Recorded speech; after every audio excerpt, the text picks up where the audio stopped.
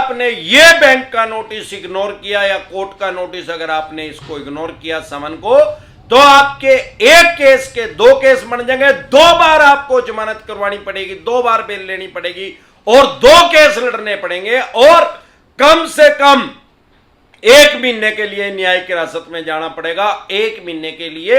आमची मुंबई साथियों, मैं मुंबई में आया हुआ हूँ। आपको या आपके किसी भी यार प्यारे रिश्तेदार को लोन से रिलेटेड कोई भी दिक्कत परेशानी आ रही है तो आप मेरे से पर्सनली मीटिंग कर सकते हैं, पर्सनली एडवाइस ले सकते हैं। लोन से रिलेटेड जो भी डॉक्यूमेंट्स है वो सभी लेके, अगर आप मुंबई में रहते हैं तो आपको जेल में जाना पड़ सकता है अगर आप इस समन को इग्नोर कर रहे हैं। 138 चेक बाउंस के बारे में मैं हर बार कहता हूं, अगर आपके पास पैसे हैं तो इनके पैसे दे दे, नहीं पैसे हैं तो राहु केतु ग्रह तो क्या करेगा, दुनिया का कोई भी ग्रह धरती पे आके आपका कुछ नहीं बिगाड़ सकता। और ये चवन्नी छाप तो शुद्ध ही कुछ नहीं है। हां, 2 तरह के नोटिस को कभी भी इग्नोर ना करें। एक तो 138 चेक बाउंस के केस को, जिसको शॉर्ट में NIA एक्ट भी कहते हैं। अगर ऐसा नोटिस आपके पास समन आ रहा है तो इसको कभी भी इग्नोर ना करें, यह आपको जेल की हवा खिला सकता है। और सरफेसी एक्ट 2002 के तहत अकॉर्डिंग अगर आपके पास नोटिस आ रहा है 13(2) का, 13(4) का, सिंबॉलिक पोजीशन, फिजिकल पोजीशन या DM साहब का, इसको भी कभी इग्नोर ना करें। यह आपकी प्रॉपर्टी को ही खा जाएगा या आपको प्रॉपर्टी से अपनी हाथ धोना पड़ जाएगा। फिर चाहे आपका मकान है, दुकान है, फैक्ट्री है, कारखाना है, फ्लैट है, बंगला है या कोठी है, कोई भी चीज है वो आपकी चली जाएगी। साथियों, अगर आपके पास कोर्ट से समन आ रहा है, समन के बाद अगर आप समन को एक्सेप्ट कर रहे हैं, नहीं एक्सेप्ट कर रहे, जा रहे हैं, नहीं जा रहे, उसके बाद आपका बेलेबल वारंट इशू हो जाएगा उसी कोर्ट से। फिर नियर बाय पुलिस स्टेशन से आपके पास पुलिस वाले आ सकते हैं। वैसे तो आपके पास 2 लोन डिफॉल्ट हो गए, 5 हो गए या 25 हो गए। अगर आपके 25 लोन भी डिफॉल्ट हो गए, सबकी 5-5 EMI भी डिफॉल्ट होगी, तो भी ये क्राइम की श्रेणी में नहीं है, इसको क्राइम में कंसीडर नहीं किया जाएगा। आपके खिलाफ कोई भी डायरेक्ट FIR लॉन्च नहीं हो सकती। EMI डिफॉल्ट होने में आपका पर्चा दर्ज नहीं हो सकता, आपके पास कोई पुलिस वाला नहीं आ सकता। हां, अगर कोर्ट के अवमानना करेंगे तो जरूर आपके पास पुलिस आएगी। आप 138 के केस को, समन जो आपके पास आ रहा है उसको इग्नोर कर रहे हैं तो आपका बेलेबल वारंट इशू हो जाएगा। पुलिस वाला आपके घर आएगा, आपको इंटीमेट करेगा, आपको बताएगा, तो आपको स्थानीय थाने पुलिस स्टेशन चौकी में जाना पड़ेगा, अपनी कच्ची जमानत करवानी पड़ेगी, मतलब टेम्परेरी बेल जिसको बोलते हैं। अब क्योंकि ये बेलेबल ऑफेंस है, जमानती वारंट इशू है, जैसे कि नाम से ही पता लगता है, तो इसमें तुरंत प्रभाव से आपको जमानत मिल जाएगी। उसके बाद आपको कोर्ट में जाना पड़ेगा। ऐसा नोटिस होने के बाद 80 से 90% आदमी कोर्ट में अपीयर हो जाते हैं। लेकिन अगर आप फिर भी अपीयर नहीं हो रहे तो आपका नॉन बेलेबल वारंट इशू हो जाएगा। अगर आप वो कोर्ट के अवमानना में आ जाएगा, भाई कोर्ट आपके पास समन भेज रही है, आप वहां जा ही नहीं रहे। वैसे तो 99% तो फेक नोटिस ही आते हैं, फेक समन भी आते हैं, चवन्नी छाप खुद से ही कोर्ट की मोहर लगा के लोगों के पास भेज देते हैं एडिट करके।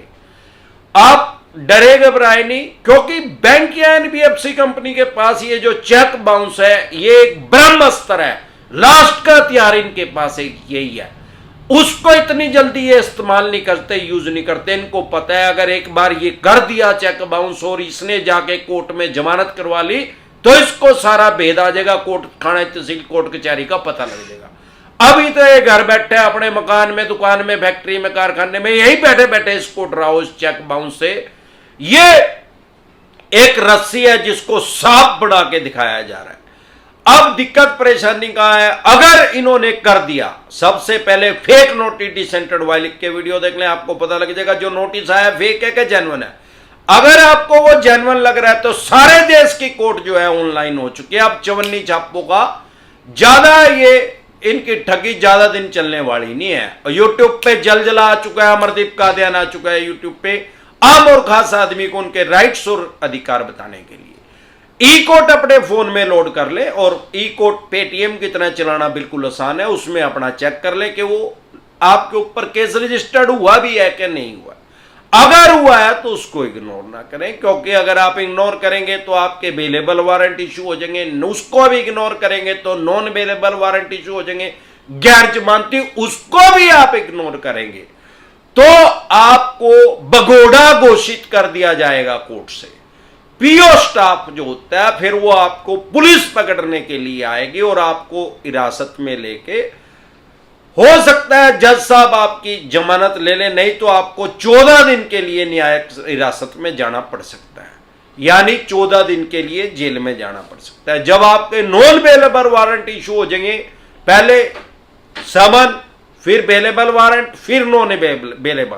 अगर आप नॉन बेलेबल वारंट पे जा रहे हैं कोर्ट में तो हो सकता है कोर्ट में आप अपना पक्ष रखेंगे, अगर जज साहब को लॉजिक लगा उसमें आपका जो भी आपने कारण बताया लॉजिक वाला कारण है, तो हो सकता है आपको जमानत मिल जाए और हो सकता है आपको जमानत ना मिले, 2-4 दिन के लिए आपको न्यायिक हिरासत में जेल में जाना पड़े। अगर आप पगोड़ा घोषित हो गए तो आपको 14 दिन के लिए न्यायिक हिरासत में कम से कम जाना पड़ सकता है। अगर फिर भी आप नहीं जा रहे हैं, नहीं पकड़े जा रहे हैं, तो आपके केस को डिस्पोजल कर दिया जाएगा 3-4 साल के बाद। भाई आप कोर्ट का टाइम जो है वेस्ट कर रहे हैं। और कोर्ट के आदेश द्वारा जो भी वहां पे पुलिस थाना चौकी लगती होगी वहां पे कोर्ट के ऑर्डर चले जाएंगे कि इस आदमी के खिलाफ 174A 174A का FIR लॉन्च करो, आपके खिलाफ एक पर्चा और दर्ज हो जाएगा, एक केस और रजिस्टर्ड हो जाएगा। अभी एक 138 का चला हुआ है जो कि डिस्पोजल हुआ है। डिस्पोजल का मतलब वो बिल्कुल खत्म नहीं हुआ। जब आपको पुलिस अरेस्ट करेगी तो आपको 174A में कम से कम 1 महीने के लिए न्यायिक हिरासत में जाना पड़ेगा, 1 महीने के लिए कम से कम आपको जेल में जाना पड़ेगा। तब आपको 2 बार जमानत करवानी पड़ेगी, एक 138 में चेक बाउंस में और एक 174 में। 174A में अभी क्या था, अभी सिर्फ एक जमानत करवानी है, फिर 2 जमानत करवानी पड़ेगी, 2 केस रजिस्टर्ड हो गए, 2 केस लड़ने पड़ेंगे। तो ऐसी गफलत की स्थिति में ना रहें। कोर्ट की अवमानना अगर आप करेंगे तो आपको घर पुलिस भी आएगी, आपको जेल में भी जाना पड़ सकता है। अदरवाइज तुरंत प्रभाव से इसमें जमानत मिल जाती है। आपको जिस भी स्टेट में आपके चेक को बाउंस करेंगे तुरंत प्रभाव से वहां पे जाके आपको जमानत मिल जाएगी। आपको वहां की हाई कोर्ट में जाने की जरूरत नहीं है, स्थानीय कोर्ट से, उसी डिस्ट्रिक्ट की कोर्ट से ही आपको जमानत मिल जाएगी। इसी तरह की या किसी भी तरह की कोई भी दिक्कत परेशानी आपको या आपके किसी भी यार प्यारे रिश्तेदार को आ रही है लोन से रिलेटेड, तो यूट्यूब के सर्च के ऑप्शन में जाके वो प्रॉब्लम लिखें, आगे डिसेंट एडवाइस जैसे ही लिखेंगे तुरंत प्रभाव से आपकी समस्या का समाधान हो जाएगा। इसके अलावा मैं जैसे हर बार बताता हूं कि एक तो चेक बाउंस के केस को इग्नोर ना करें और एक सरफेसी एक्ट के नोटिस को इग्नोर ना करें कभी भी, क्योंकि सरफेसी एक्ट आपकी प्रॉपर्टी को खा जाएगा, आपकी प्रॉपर्टी की एक्शन कर देंगे, सेल कर देंगे, बोली कर देंगे, और 138 चेक बाउंस आपको जेल में पहुंचा देगा अगर आप उसको इग्नोर करेंगे।